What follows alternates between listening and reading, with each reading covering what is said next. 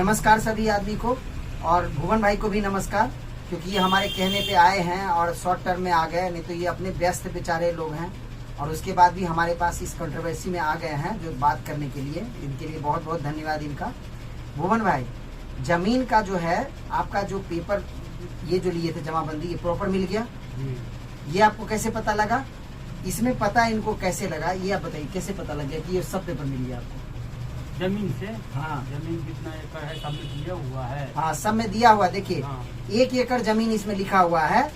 1 एकड़ का मतलब होता है 32 कट्ठा। आप समझ लीजिए, जो लोग बिहार के हैं और जमीन का भी पेपर वाला काम करवा रहे हैं, तो अगर 1 एकड़ उनका जमीन में लिखा हुआ है तो समझिए बिहार में वो 32 कट्ठा जमीन होगा।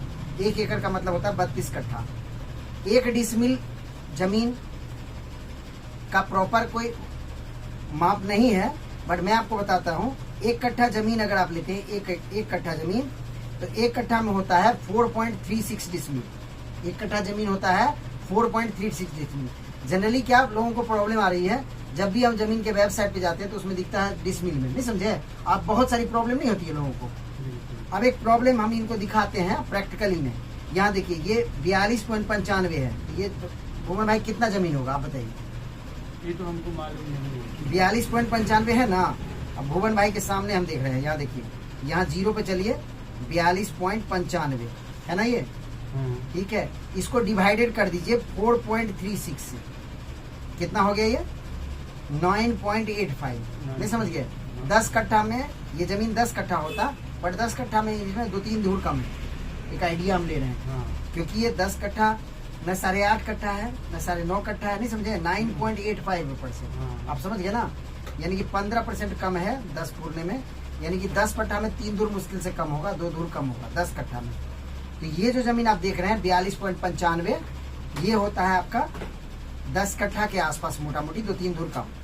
और यहीं पे हम बात करते हैं, अगर यहाँ देखिए लिखा हुआ 78.48। अब ये जमीन कितना है आप कैलकुलेटर पे निकालिए। अभी आप समझ गए ना, 78.48 ये जमीन कितना होगा? डिवाइडेड बाय 4.36 कितना हो गया जमीन? 18 कट्ठा। ये सॉलिड 18 कट्ठा जमीन है। एकदम आपको क्लियर मिल जाएगा। किसी भी यहाँ पे जो आपको मिल रहा है डिसमिल में, जो जमीन इस पेपर में दिख रहा है, उसको आप डिवाइड कर दीजिए 4.36 के, एक्यूरेट आपको पता लग जाएगा कितना कट्ठा जमीन है। क्योंकि बिहार को लोगों को कट्ठे में जमीन समझ में आता है कि नहीं भुवन भाई? अभी भी आप इस पेपर से नहीं समझ रहे थे, अब बहुत सारे लोगों को कंफ्यूजन होता है। तो इसमें आपको समझ में आ गया ना कि 4.3 डिसमिल हो गया तो 1 कट्ठा जमीन हो गया। किसी का 9 डिसमिल जमीन है तो यानी कि 2 कट्ठा से थोड़ा सा ज्यादा है। 4 दूनी 8 और 36 क्या हो गया? 72 हो गया ना, तो थोड़ा सा और होगा, वो 100 होना चाहिए। अच्छा, अब यहाँ चलते हैं। एक पेपर और है इनके पास जिसमें एकड़ में लिखा हुआ है, तो यहाँ पे अभी आपको हम बता देते हैं एकड़ का। देखिए कैसे कैलकुलेशन करेंगे। एकड़ का कैलकुलेशन करने के लिए आज भुवन भाई को मैं बताता हूँ, आप लोग भी इस वीडियो के माध्यम से कर सकते हैं। देखिए यहाँ पे 1 एकड़ जमीन है, तो 1 एकड़ बराबर होता है, 1 एकड़ जमीन है तो इसको आप 32 कट्ठा में काउंट करेंगे। अगर 1 एकड़ यहाँ पे देखिए 1 एकड़ लिखा हुआ है, ए से पहले लिखा हुआ है, तो अगर यहाँ पे लिखा हुआ 4 एकड़, तो 4 गुने 32, ये कितना हो गया? 128 कट्ठा जमीन हो गया। 4 एकड़ है ना, 128 कट्ठा जमीन हो गया, ठीक है।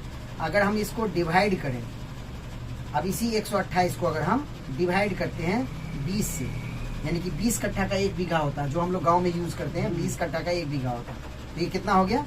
6.4, मतलब 6.5 बीघा मोटा मोटी मान लीजिए। समझ गया ना? 6.5 बीघा का ये है ना, 6.5 बीघा नहीं मान लिए, 6 तो ये हो गया ना, 120 हो गया, 6 बीघा 8 कट्ठा हो गया। यानी कि इसको 128 कट्ठा जमीन है तो 6 बीघा 8 कट्ठा इसको बोल सकते हैं। सीधा कैलकुलेशन हो गया। तो जमीन के बारे में आपको पूरा मिलेगा। अच्छा, ये तो हो गया 4 बीघा का। आप यहाँ पे एक चीज और दिखा रहे हैं, 47.53। अगर कहीं पे लिखा हुआ आपका 47.53, ये डिसमिल लिखा हुआ है, तो इसको आप कैसे करेंगे? कितना कट्ठा जमीन है? 4.36। ये 10.90, यानी कि ये 11 कट्ठा में 2 धूर 1 धूर कम होगा। नहीं समझ गया? 11 कट्ठा में 1 से 2 धूर कम होगा। तो जमीन के बारे में जैसे मैंने आपको बताया, आपको क्या लगा कि हमने कुछ गलत बात बताई? नहीं, सही जानकारी तो दी है आप। कह दीजिए हमारे सपोर्टर्स को, जो भी हमारे वीडियो देख रहे हैं, कि आप नहीं। राघव जी को सपोर्ट कीजिए। हाँ। इनके वीडियो में जो आप कुछ कमेंट दीजिएगा तो आपको जरूर जवाब देंगे। बिल्कुल। और हमने आपको बताया है कोई भी सही बात नहीं जानकारी गलत। दे रहे हैं जमीन के बारे में, इसमें कोई दो राय नहीं है। और इनको सपोर्ट किया जाए और इनको ज़्यादा से ज़्यादा वीडियो शेयर करें, जो ज़्यादा लोग को जानकारी मिले है। और सही जानकारी दे रहे हैं जो आम लोग को बहुत को नहीं मालूम नहीं पता। हो, और नहीं दूसरा मालूम अगर हम अमीन के पास जाते हैं यही पूछने के लिए, तो वो कहते हैं 2000-3000 दो, हमको प्रॉपर रखोगे तभी हम बताएंगे। शॉर्ट प्रोसेस में कोई नहीं बताता। और यहाँ आपको अगर फ्री में जानकारी मिल रही तो लोग उसको इम्पोर्टेंस ही नहीं देते हैं। नहीं देते। अब एक बात इनको और बता दूं, ये जमीन है भुवन भाई का है, कोई भी जमीन अब इनके दादाजी के नाम से है, इनके दादाजी अभी नहीं है, और यही जमीन इनको अपने नाम से कराना है। तो इसमें क्या करना है यही मैं आपको आगे इस वीडियो में बताते हैं। इसमें करना क्या है, इनके दादाजी का मृत्यु प्रमाण पत्र नहीं होगा आपके पास, नहीं होगा ना, आप मुखिया या सरपंच सिस्टम बना सकते हैं। सरकार द्वारा आदेश जारी किया गया है इस काम के लिए। हाँ। जो भी जमीन का काम है इसको अविलंब जो है मृत्यु प्रमाण तो तुरंत दे देंगे आपको 5 मिनट में। अगर वो नहीं दे पाते हैं तो आप एक लिख लें, उनका एक पैराग्राफ बना लें जो आपके पिताजी या दादाजी की अमुक डेट में, डेट भी नहीं याद है तो आप ईस्वी डाल दीजिए, ईस्वी भी नहीं याद है तो आप ये डाल दीजिए आज से 10 वर्ष पहले मृत्यु हो गए थे। नहीं समझ गए, उनको भी एक्यूरेट डेट नहीं पता, उसी पे वो स्टैंप लगा देंगे, डेट लगा देंगे और मोहर मार देंगे। वो डेट आज का लगाएंगे बट उसमें मेंशन रहेगा कि आज से 10 साल पहले इनकी मृत्यु हो गई और इस पे आपका उनका मृत्यु वाला काम हो जाएगा। आप एक वंशावली बना लीजिए और एक वो वंशा बना लीजिए कि आपके दादाजी में कितने मतलब चाचा थे, आपके पिताजी कितने भाई हैं, उसका उसमें क्लियर हो जाएगा जी इनका, इसमें इनके पिताजी का कितना पार्ट होगा। अगर पिताजी नहीं है तो पिताजी का मृत्यु प्रमाण पत्र भी आपको सरपंच है उनसे मिल जाएगा।